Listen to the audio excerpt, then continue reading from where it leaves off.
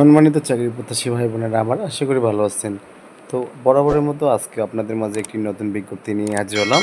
তো আজকে দেখতে পাচ্ছেন ২০শে আশ্বিন ১৪৩২ ৫ই অক্টোবর ২০২৫ প্রকাশিত হয়েছে। গণপ্রজাতন্ত্রী বাংলাদেশ সরকার শিল্প মন্ত্রণালয় প্রশাসন কর্মচারী শাখা। তো এই নিয়ে আজকে A to Z আপনাদের মাঝে বিস্তারিত আলোচনা করব। তার আগে বলে রাখি আমাদের এই ছোট্ট চ্যানেলটিতে আমাদের চ্যানেলে যদি নতুন এসে থাকেন অবশ্যই দেখতে পাচ্ছেন এখানে সাবস্ক্রাইব অপশনটি সাবস্ক্রাইব করে দিয়ে অবশ্যই বেল আইকনটি অল সিলেক্ট করে রাখবেন। তো আমরা এই চ্যানেলে সরকারি বেসরকারি সকল ধরনের যে নিয়োগ বিজ্ঞপ্তিগুলো আছে সেগুলো আপনাদের মাঝে প্রচার করে থাকি এবং আপডেট দেওয়ার চেষ্টা করি। তো ভিডিওটি ভালো লাগলে অবশ্যই লাইক করবেন। তো চলুন বেশি কথা বাড়াচ্ছি না, পুরো বিস্তারিত ভিডিওতে। তো নিয়োগ বিজ্ঞপ্তি দেখতে পাচ্ছেন শিল্প মন্ত্রণালয়ে নিম্নোক্ত পদসমূহে সরাসরি নিয়োগের জন্য পদের পাশে বর্ণিত শর্তে প্রকৃত বাংলাদেশি নাগরিকদের নিকট হতে অনলাইনে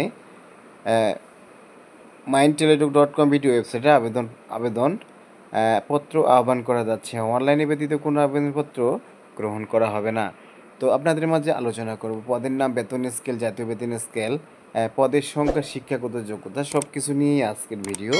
তো ভিডিওটি কোনো স্কিপ করবেন না, পুরো ভিডিওটি দেখবেন আর অবশ্যই ভিডিওতে একটি লাইক করে দেবেন। তো দেখতে পাচ্ছেন 60 মুদ্রাখড়ি কাম কম্পিউটার অপারেটর গ্রেড 13, বেতন স্কেল 11,000 টাকা থেকে 26,590। এখানে পদের সংখ্যা রয়েছে 60টি।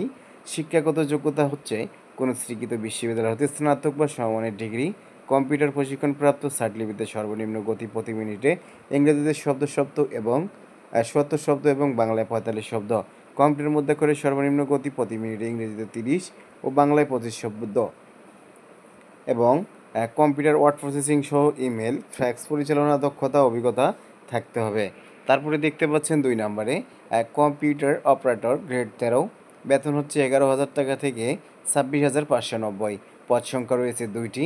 তো যোগ্যতা হচ্ছে কোনো স্বীকৃত বিশ্ববিদ্যালয় হতে বিজ্ঞান বিভাগে স্নাতক বা সমমানের ডিগ্রি, কম্পিউটার মুদ্রা করে প্রতি মিনিটে বাংলায় 25 শব্দ এবং ইংরেজিতে 30 শব্দের গতিসহ সংশ্লিষ্ট বিষয়ে স্ট্যান্ডার্ড এপ্টিটিউড টেস্টে উত্তীর্ণ হতে হবে।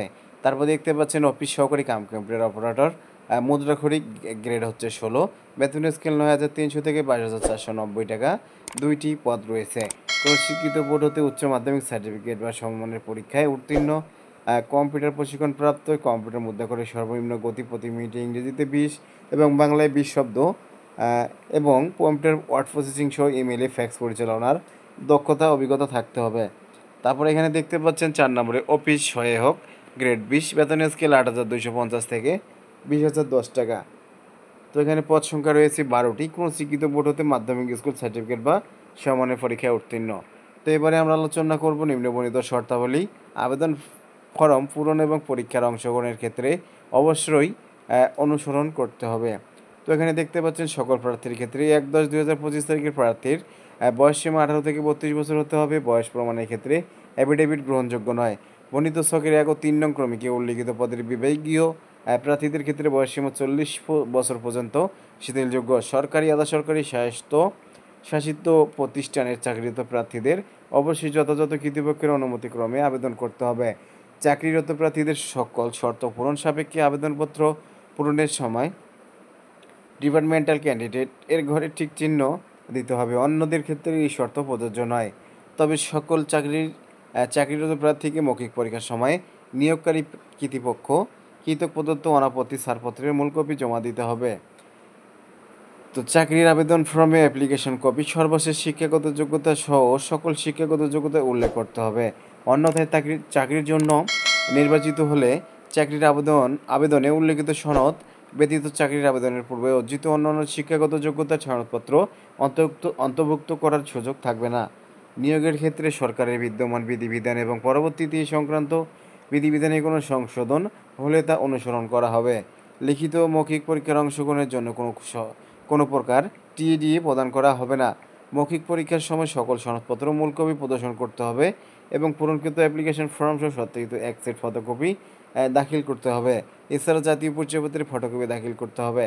এই নিয়োগ বিজ্ঞপ্তি বর্ণিত ছকের 1, 3 ও 4 নং ক্রমিকের শূন্য পদ পূরণে বাংলাদেশ সচিবালয় ক্যাডার বহির্ভুক্ত গেজেটেড কর্মকর্তা ও নন গেজেটেড কর্মচারী নিয়োগ বিধিমালা 2014 সংশোধনী 2020 এবং 2 নং ক্রমিকের জন্য পদ পূরণে সরকারি প্রতিষ্ঠানের কম্পিউটার পার্সোনাল নিয়োগ বিধিমালা 2019 অনুসরণ করা হবে।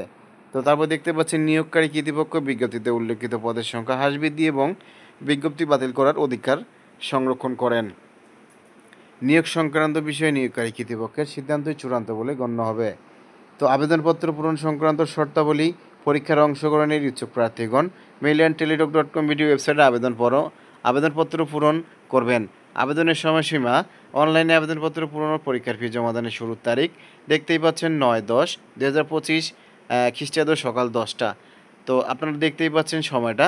তো আপনারা হাতে যথেষ্ট সময় নিয়ে সুন্দরভাবে আবেদন ফর্ম কমপ্লিট করে রাখবেন। তো দেখতে পাচ্ছেন আবেদনের শেষ সময় 7/11/2025 খ্রিস্টাব্দ বিকাল 5টা পর্যন্ত। তো এখানে বলা হচ্ছে যে উক্ত সময়সীমার মধ্যে ইউজার আইডি প্রাপ্ত প্রার্থীগণ অনলাইনে আবেদনপত্র সাবমিটের সময় থেকে পরবর্তী 72 ঘন্টার মধ্যে এসএমএসের পরীক্ষার ফি জমা অবশ্যই দিবেন। তারপরে দেখতে পাচ্ছেন অনলাইনে আবেদনপত্র প্রার্থী তার রঙিন ছবির দৈর্ঘ্য 300 × প্রস্থ 300 পিক্সেলের স্বাক্ষর দৈর্ঘ্য 300 × প্রস্থ 80 পিক্সেলে স্ক্যান করে নির্ধারিত স্থানে আপলোড করবেন। ছবির সাইজ সর্বোচ্চ 100 কেবি, স্বাক্ষরের সাইজ সর্বোচ্চ 60 কেবি হতে হবে। তো এই বিষয়গুলো অবশ্যই মাথায় রাখবেন।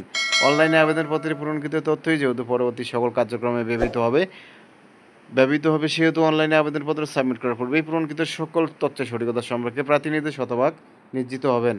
প্রার্থী অনলাইনে পূরণকৃত আবেদনপত্রের একটি প্রিন্ট কপি পরীক্ষা সংক্রান্ত যে কোনো প্রয়োজনীয় সহায়ক হিসাবে সংরক্ষণ করবেন এবং মৌখিক পরীক্ষার সময় 1 কপি জমা দিবেন।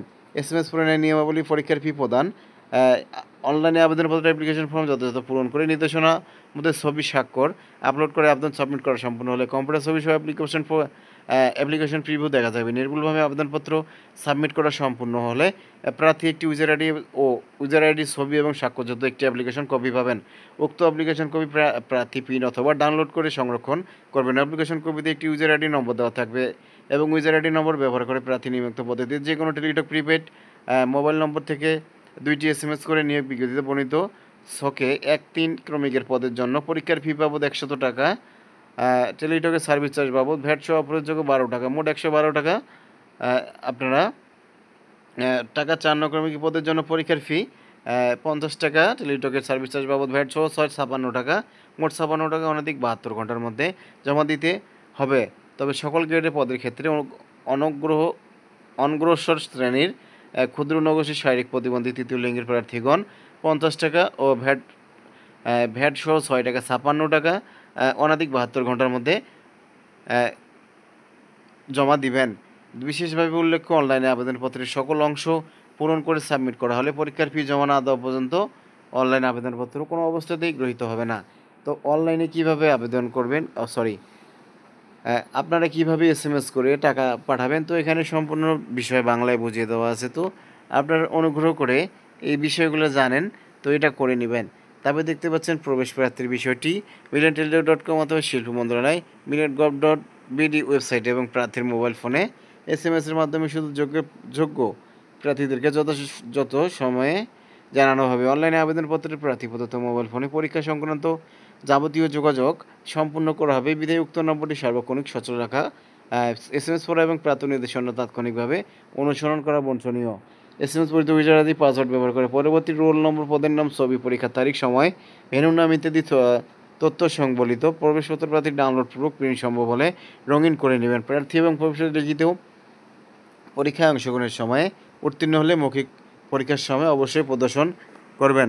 শুধুমাত্র টেলিটক প্রিপেড মোবাইল ফোন থেকে প্রার্থীগণ নিম্নবর্ণিত এসএমএস পদ্ধতি অনুসরণ করে নিজ ইউজার আইডি এবং পিন পুনরুদ্ধার করতে পারবেন। পত্রিকা ছাড়াও শিল্প মন্ত্রণালয়ের ওয়েবসাইটে বিজ্ঞপ্তি সহ সংক্রান্ত সকল তথ্য দেখা যাবে, অথবা কিউআর কোড স্ক্যান করে আপনারা দেখতে পারেন, অথবা টেলিটকের ওয়েবসাইটেও আপনারা সরাসরি বিজ্ঞপ্তিটি পাওয়া যাবে। আর কোনো সমস্যা হলে দেখতেই পাচ্ছেন এখানে হেল্পলাইন নাম্বার দেওয়া আছে, 121-এ অবশ্যই যোগাযোগ করে নেবেন। প্রার্থীর যোগ্যতা যাচাই, প্রার্থীকে দেখতে প্রদত্ত কোনো তথ্য দাখিলকৃত কাগজপত্র জাল, মিথ্যা বা ভুয়া প্রমাণিত হলে কিংবা পরীক্ষা নকল বা অসাধু উপায় অবলম্বন করলে সংশ্লিষ্ট প্রার্থীতা বাতিল করা হবে এবং তার বিরুদ্ধে যথাযথ আইনানুগ ব্যবস্থা গ্রহণ করা হবে। ভুল তথ্য, জাল কাগজপত্র প্রদর্শিত হলে পরীক্ষার উত্তীর্ণ যে কোনো প্রার্থীতা বাতিল করার ক্ষমতা কর্তৃপক্ষ সংরক্ষণ করেন। মৌখিক পরীক্ষার সময় নিম্নবর্ণিত কাগজপত্রের মূল কপি প্রদর্শনপূর্বক প্রতিটি একটি করে সত্যায়িত ফটোকপি দাখিল করতে হবে। প্রার্থীর সকল শিক্ষাগত যোগ্যতা সনদপত্র, প্রযোজ্য ক্ষেত্রে অভিজ্ঞতা সনদপত্র, প্রার্থী যে ইউনিয়ন পরিষদা, সিটি কর্পোরেশন, ক্যান্টনমেন্ট বোর্ডের বাসিন্দা সে ইউনিয়ন পরিষদের চেয়ারম্যান, প্রশাসক পৌরসভা মেয়র, প্রশাসক সিটি কর্পোরেশন মেয়র, প্রশাসক অথবা ক্যান্টনমেন্ট বোর্ডের প্রধান নির্বাহী কর্মকর্তার কৃতিত্ব প্রদত্ত নাগরিকত্ব সনদপত্র, কোটা দাবি সমাধান, প্রার্থী সর্বশেষ নীতিমালা অনুযায়ী যথাযথ কর্তৃপক্ষের কৃতক প্রদত্ত সনদ প্রমাণপত্রের সত্যায়িত ছায়ালিপি, ইউনিয়ন পরিষদের চেয়ারম্যান, প্রশাসক, পৌরসভার প্রশাসক, সিটি কর্পোরেশন মেয়র, প্রশাসক অথবা নবম গ্রেড থেকে তদুর্ধ্ব গেজেটেড কর্মকর্তা, প্রাক্তন প্রথম শ্রেণী কৃতিত্ব প্রদত্ত চারিত্রিক সনদপত্র, জাতীয় পরিচয়পত্র, জন্ম সনদ, প্রযোজ্য ক্ষেত্রে সত্যায়িত অনুলিপি, অনলাইনে পূরণকৃত আবেদনপত্রের কপি, অ্যাপ্লিকেশন কপি। তো উপরে উল্লেখ করা হয়নি এমন কোনো বিষয়ে জনপ্রশাসন মন্ত্রণালয়ের কৃতিত্ব জারিকৃত বিধিবিধান প্রযোজ্য হবে। তো প্রিয় চাকরি প্রত্যাশী ভাই বোনেরা, শেষ তারিখের অপেক্ষা না করে হাতে যথেষ্ট সময় নিয়ে আপনারা আবেদনটা কমপ্লিট করে নেবেন। তো আজকের মতো এখানে শেষ করব, আবারও দেখা হবে নতুন কোনো ভিডিওতে, নতুন কোনো বিজ্ঞপ্তি নিয়ে। তো অবশ্যই আমাদের ছোট্ট এই চ্যানেলটিকে সাবস্ক্রাইব করে বেল আইকন বাজিয়ে দিবেন, অবশ্যই অল সিলেক্ট করে রাখবেন, কারণ পরবর্তী যে ভিডিওগুলো আপলোড করা হবে সবার আগে আপনার নোটিফিকেশন শো করবে। তো অবশ্যই ভিডিওতে একটি লাইক করবেন। তো আজকের মতো শেষ করছি, ভালো থাকবেন, সুস্থ থাকবেন, আবারও দেখা হবে নতুন কোনো বিজ্ঞপ্তি নিয়ে।